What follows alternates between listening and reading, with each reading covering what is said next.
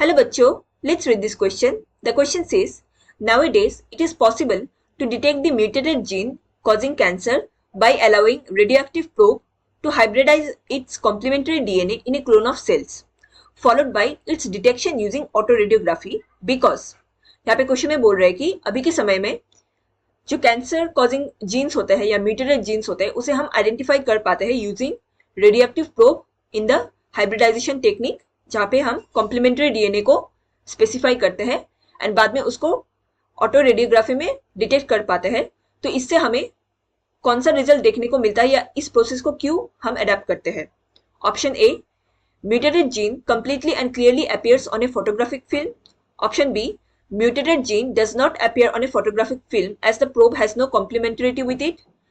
Option C, mutated gene does not appear on photographic film as the probe has complementary with it. And option D, mutated gene partially appears on a photographic film.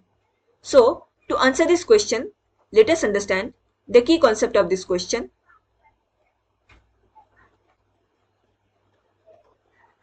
Here, the key concept is cancer detection.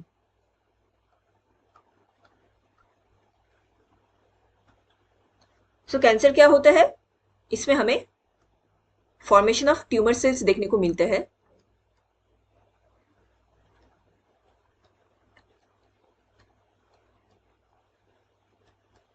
And ये tumour cells कैसे form होते हैं?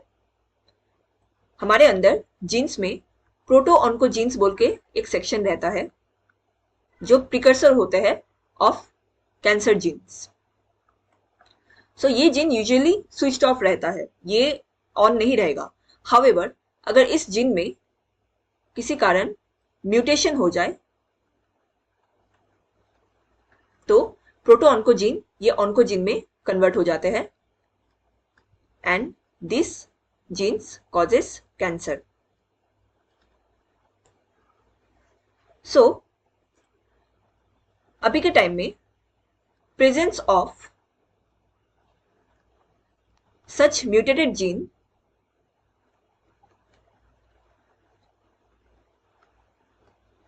Can be detected using hybridizing technique.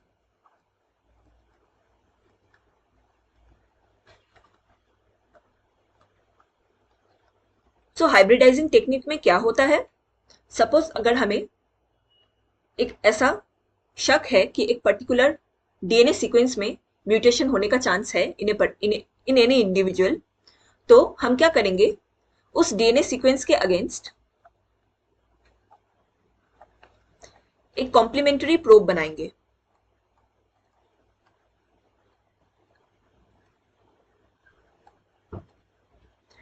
ये probe short DNA fragments हो सकते हैं या RNA हो सकते हैं, but it has to be single standard. ये इंपॉर्टेंट पॉइंट है कि ये जो प्रोब होगा इसे सिंगल स्टैंडर्ड प्रोब होना होगा। नाउ अभी जो ये डीएनए सीक्वेंस है, एक पर्टिकुलर सीक्वेंस है जिसमें हमें डाउट है कि यहाँ पे म्यूटेशन होने का चांस है, उस डीएनए को हम डीनेचर करेंगे एंड यहाँ पे भी हम सिंगल स्टैंडर्ड डीएनए स्ट्रैंड को अलग कर देंगे। नाउ ये जो प्रोब है सिंगल स्टैंडर्ड डीएनए और आरएनए प्रोब, इसमें हम कुछ रेडियो लेबल या रेडियो एक्टिव एलिमेंट को टैग कर देंगे ताकि डिटेक्शन प्रोसेस में हमें हेल्प हो सके। सो सिंस आफ्टर डिनेचुरेशन जब सिंगल स्टैंडर्ड डीएनए स्ट्रैंड अलग हो गया है तो इस प्रोब को हम इनमें ज्वाइन करने के लिए अलाउ कर देंगे। अब सिंस हम जानते हैं जो डीएनए प्रोब बनेगा वो इसी स्ट्रैंड का कॉम्प्लीमेंट्री होगा, सो ये probe single standard DNA probe ये जाके इस सिंगल स्टैंडर्ड डीएनए स्ट्रैंड के साथ अटैच होना शुरू कर देगा। नाउ जैसे जैसे ये डीएनए प्रोब इस सिंगल स्टैंडर्ड डीएनए स्ट्रैंड के साथ अटैच होगा, इट विल शो फ्लोरोसेंस। तो हमें आइडिया हो जाएगा कि हाँ यहाँ पे डीएनए सीक्वेंस सही चल रहा है, यहाँ पे कोई म्यूटेशन नहीं है, ठीक से जो प्रोब है वो अटैच हो रहे हैं अकॉर्डिंग टू कॉम्प्लीमेंट्रिटी। लेकिन अगर इस डीएनए सीक्वेंस में जो सिंगल स्ट्रैंडेड डीएनए स्ट्रैंड हमने अलग किया है एंड प्रोब इसके साथ अटैच करने दिया है, यहाँ पे अगर कोई म्यूटेटेड जीन प्रेजेंट हो तो ये प्रोब उस एरिया में बाइंड नहीं कर पाएगा, क्योंकि यहाँ पे कॉम्प्लीमेंट्री नहीं है, no complementary of the probe. क्योंकि हमें पता है कि हमने जो सिंगल स्ट्रैंडेड डीएनए स्ट्रैंड लिया है इसका सीक्वेंस क्या है, उसी के हिसाब से ही हमने इसके कॉम्प्लीमेंट्री प्रोब को बनाया है। सो नाउ अगर यहाँ पे कोई म्यूटेटेड जीन प्रेजेंट हुआ तो ये प्रोब इसके साथ बाइंड नहीं कर पाएगा एंड यहाँ पे हमें फ्लोरोसेंस देखने को नहीं मिलेगा।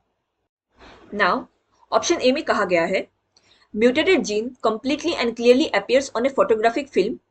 ये स्टेटमेंट इनकरेक्ट है, क्योंकि प्रोब म्यूटेटेड जीन के साथ बाइंड नहीं कर पाता, क्योंकि इसमें कॉम्प्लीमेंट्री नहीं होता है। दैट इज वाई इसमें हमें फ्लोरोसेंस भी नहीं देखने को मिलेंगे on the mutated gene section and ये फोटोग्राफिक फिल्म में अपीयर नहीं होगा। So option A is incorrect. Option B, mutated gene does not appear on a photographic film as the probe has no complementarity with it। ये statement सही statement है। Option C, mutated gene does not appear on photographic film as the probe has complementarity with it। No, ये statement भी incorrect है। उनके बीच complementary नहीं है, इसलिए प्रोब म्यूटेटेड जीन के साथ बाइंड नहीं करेगा एंड ये यहाँ पे हमें फ्लोरोसेंस देखने नहीं मिलेगा इन दी फोटोग्राफिक फिल्म।